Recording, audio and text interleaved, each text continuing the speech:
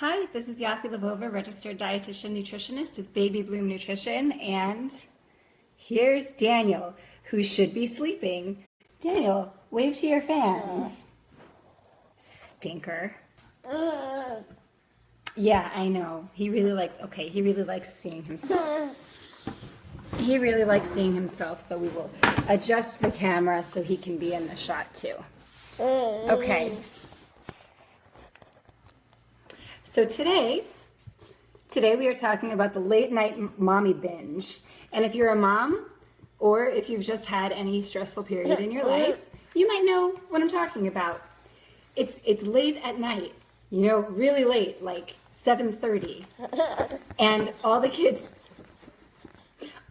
are finally in bed.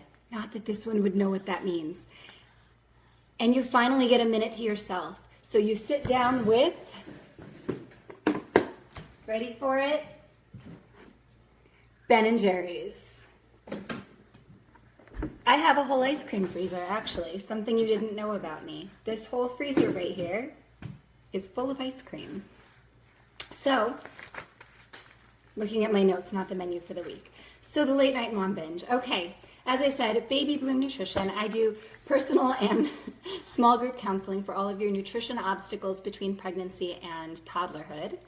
Come to Toddler Test Kitchen, cooking class for, mommy me style cooking class for ages 2 through 6, and review me. If I've been helpful, review me on Yelp, review me on Facebook. It's right here, you're already on my page. Okay, so the mommy binge. What are the 3 main reasons why someone would put their kids to bed and then sit on the couch with an entire tub of Ben & Jerry's? And for you, maybe it's something else. Maybe it's popcorn, maybe it's pasta, maybe it's pizza, maybe it's beer. I don't know, whatever. Everyone has their things. For me, it's ice cream. So the 3 main reasons someone might do that. You might be inclined to do this late night, lots of eating, if you have very low calorie intake during the day. And why would this happen? Well, it could be because of restrictive eating if you're trying to lose weight, or it could be because of restrictive eating because your kids don't let you eat. If you're not making time to sit down and have meals during the day, or if you're trying to eat really perfect, whatever your idea of perfect is, and it's not giving you enough calories. It's not giving you enough energy to really keep going. You're going to start to crave at night. And cravings have a progression. You're going to start by craving some kind of actual food, and then it's going to progress to something sweet, maybe something like fruit, and then you're going to progress to something really sweet, like something very sugary, because the body picks up energy very quickly from those foods. They digest very quickly. Of course, you get the spike and crash because of it. So other reasons. So lack of time. You're eating on the go. You're eating from the floor of your van. Okay, so I do that, but it's because I have a jar of nuts down there. I keep a jar of nuts. An inability to sit with the kids and eat. This could also be a sign of postpartum anxiety or postpartum depression, where you actually have an inability to just sit down and relax. So really, ideally they say sleep when baby sleeps, which we all know is kind of a joke, but try to eat when baby eats, because you do need that nutrition. You do need to sit down and eat something for yourself. It also models good behavior for your kids if you're going to sit and eat with them. So what else? Stress or emotion. That could cause a definite binge if you are using food to cover up emotions, and we can talk about how to deal with that. And a third, also very common reason for the late night mommy binge is you finally have time to sit down by yourself and enjoy food. That's your food that you don't have to share with anybody. So that could be a reason why you want to sit down and enjoy that time by yourself. Because as cute as children are, it's also very important to have time alone. Okay, so let's talk about that time alone. When you have a moment to yourself, you might feel, now I can be a real person. Now I can dedicate some time just to myself without sharing, and I can take care of myself. Well, that's a big trigger. So how can you have... We're expelling some air over here. How can you have time alone without it meaning that you're going to overindulge? Well, you have to schedule time alone. You have to, if you're able to during the day, go to a yoga class or go out for coffee with friends, go to a movie, just hightail it to Vegas. Just kidding. Or schedule a date night, schedule a night out with friends also. It's really important for us to take care of ourselves so that we can best take care of our families as well. And also, it's really important to establish boundaries. You don't always have to share food off of your plate during dinner, during lunch. You can have your own plate of food and establish boundaries with your kids that what's on your plate is on your plate and what's on their plate is fine. And you never want to eat something in front of your kids that they're not allowed to eat, either from allergy restrictions or religious reasons or what have you. You don't want to eat something in front of them that they can't have. So it's always good to have extra so that they can have what you're having, but not necessarily take it from your plate. So as far as stress and emotion, life is stressful. No matter if you're a mother, if you're a working professional, if you're a working mom, wow, hats off to you. I do not know how you get anything accomplished. But life is stressful.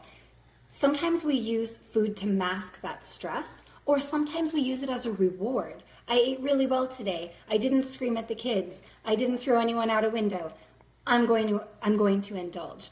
And using food as a reward is not great because you're putting emotions on that food. It might be better to pick a different type of reward that doesn't have much to do with food. When we attach emotions to food, we start to get in trouble with our overall relationship with food, and you want that to be healthy. You want food to be something you enjoy, not something you have to earn. We might be masking stress, loneliness, or boredom with food.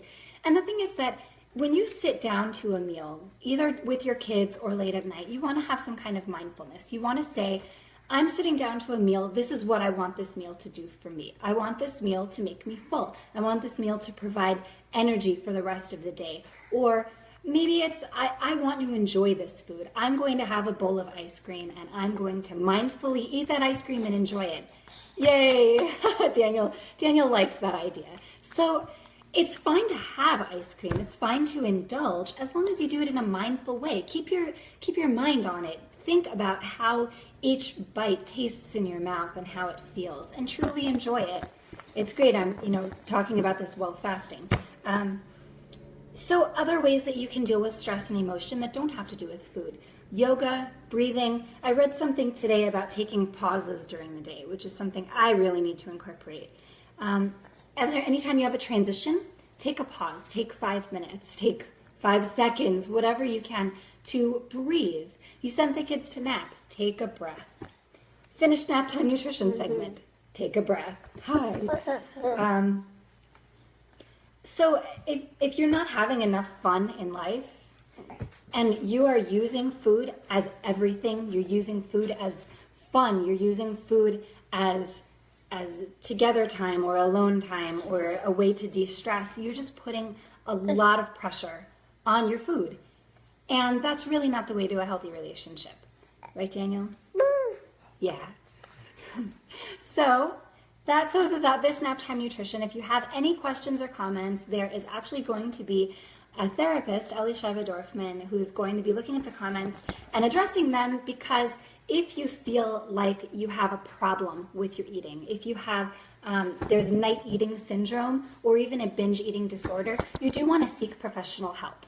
And Yaffi Lvova is a therapist based out of LA who specializes in that. So if you feel like there's a problem, that you have an unhealthy relationship with food, feel free to seek me out, speak to me, and if there really seems like there is a problem with it, you're best off speaking with a therapist as well. So feel free to make any comments or suggestions. And I think next time, Nap Time Nutrition, we are going to talk about relationship with food as an adult and how your nutrition as a child can impact that. And that was a suggestion from a viewer. So feel free to leave me those suggestions. I love reading them.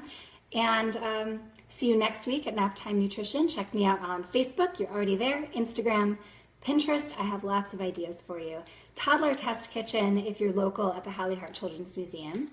And see you next time on Nap Time Nutrition, 1 p.m. Mountain Standard Time and Pacific, and 4 p.m. Eastern. Thanks. Bye.